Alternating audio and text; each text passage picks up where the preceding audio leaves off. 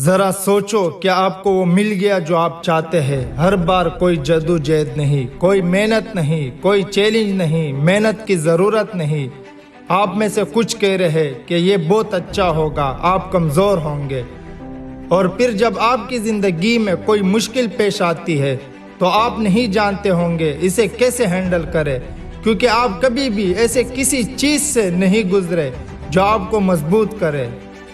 آپ جدوجہد کے بغیر ترقی نہیں کر سکتے، آپ مذمت کیے بغیر، اپنے آپ کو چیلنج کیے بغیر، جدوجہد کے بغیر طاقت نہیں بنا سکتے۔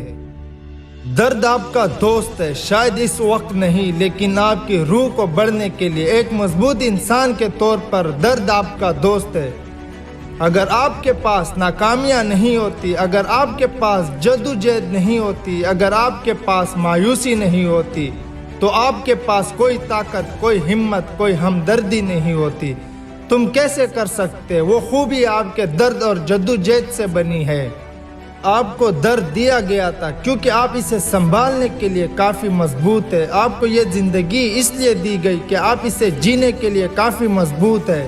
اس کے ذریعے ترقی کے منازل طے کرنا، اس کے ذریعے دوسروں کو متاثر کرنا۔ وہ آپ کی طرف دیکھیں گے اور کہیں گے اس نے کر دیا، اس نے یہ کیا، میرے پاس یہ کرنے کی طاقت ہے۔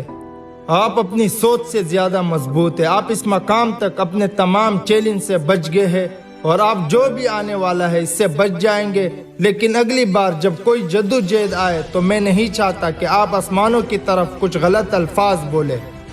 جان لو کہ اسے ایک وجہ اور سبق کے لیے بھیجا گیا تھا۔ یہ آپ کو مضبوط بنانے کے لیے ہو سکتا ہے، یا آپ کو صبر سکھانے کے لیے ہو سکتا ہے، یا آپ کے لیے دوسروں کو اپنا جذبہ دکھانا ہو سکتا ہے۔ اس کی ایک وجہ ہے تو تم ہار نہ مانو۔ اس دنیا میں آپ کا ایک مقصد ہے، اور آپ کو یہ تب ہی ملے گا جب آپ آگے بڑھتے رہے اور بڑھتے رہے۔